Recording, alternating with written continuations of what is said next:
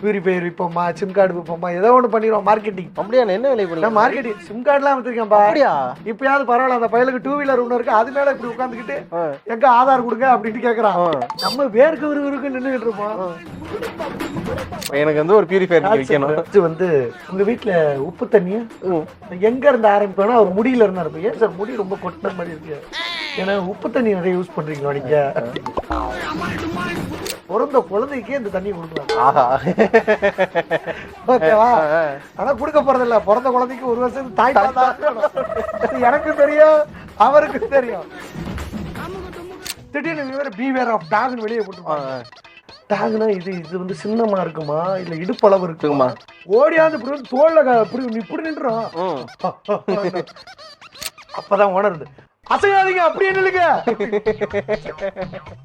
நீ கத்துறாங்க கடிச்சிருவியா? நான் அசையல சார், எல்லாம் தானா அசைங்க.